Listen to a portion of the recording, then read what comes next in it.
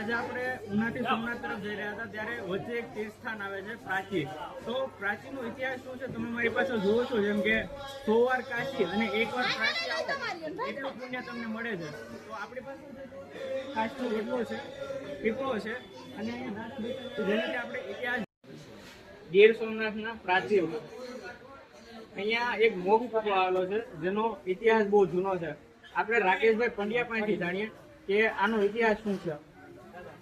પ્રાચીન તીર્થનો મોક્ષ પીપળાનું એવું મહત્વ છે. દ્વાપર યુગમાં જ્યારે મહાભારતનું યુદ્ધ સંપન્ન થયું ત્યારે યુદ્ધ જીતી ગયા પછી પાંડવો ભગવાન કૃષ્ણ પરમાત્માને પૂછ્યું, હે કૃષ્ણ પરમાત્મા, મહાભારતનું યુદ્ધ કરવાની અમારી કોઈ ઈચ્છા નથી, પણ ગીતાનો ઉપદેશ સંભળાવી ધર્મનું જ્ઞાન આપી અમારી પાસે તમે આ ધર્મ યુદ્ધ કરાવ્યું.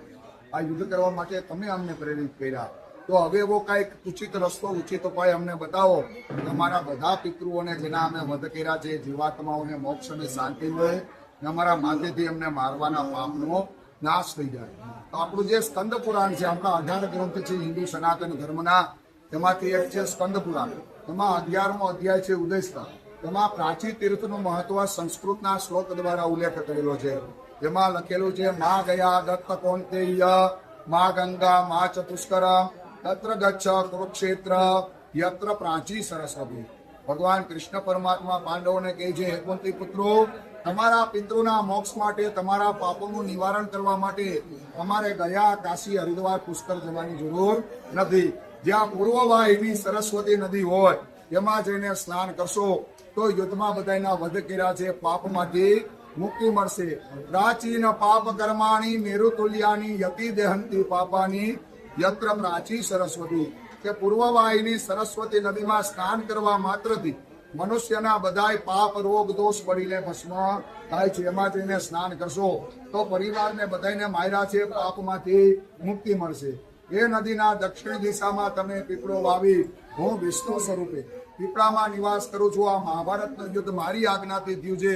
તમે જેને યાદ કરતા, સ્મરણ કરતા પીપળે જલ અર્પણ કરશો એને હું મારા માધ્યમથી વિષ્ણુ સ્વરૂપે મોક્ષ અને શાંતિ પ્રાપ્ત કરાવીશ. તો ભગવાન કૃષ્ણના વચન સાથે પેલા વેલા કુંતી માતા, દ્રૌપદીજી, 5 ભાઈ પાંડવો આજથી 5000 વર્ષ પહેલા દ્વાપર યુગમાં પ્રાચીન તીર્થમાં પધાર્યા. સરસ્વતી નદીમાં સ્નાન કરી એના પાપોનું નિવારણ કરી પાંડવોના મોટા ભાઈ યુધિષ્ઠિરા પીપળો વાવી પહેલું વહેલું પાણી કુંતી માતા, દ્રૌપદીજી, 5 ભાઈ પાંડવોએ જલ અર્પણ કર્યું. ભગવાન કૃષ્ણ પરમાત્મા વિષ્ણુ સ્વરૂપે વાસ કરી પાંડવોના સમસ્ત પિતૃઓને મોક્ષ અને શાંતિ પ્રાપ્ત કરાવી. કૌરવોની માતા ગાંધારીના શ્રાપના કારણે ત્રિવેણી સંગમ શોભનાથ ભગવાન કૃષ્ણનું 56 કોટી યાદવ હતું. અંદરો અંદર મુસળ યુદ્ધ કરી ગાંધારીના શ્રાપથી નાશ થઈ ગયું. ભગવાને પોતાના યાદવ કુળના મોક્ષાર્થે આ પ્રાચીના જલ અર્પણ કરી પોતે મનુષ્ય અવતારમાં હતા તો મનુષ્યનું જેમ પોતાનું કર્મ કર્યું, જલ અર્પણ કર્યું અને યાદવ કુળનો ઉદ્ધાર કર્યો.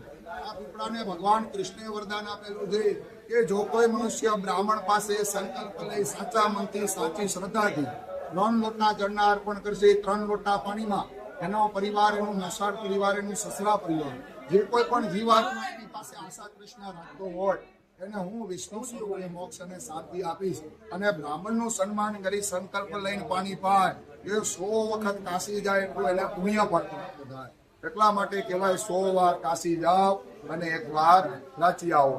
વસ્તુ પરિપૂર્ણ. જય પરશુરામ, હર હર મહાદેવ.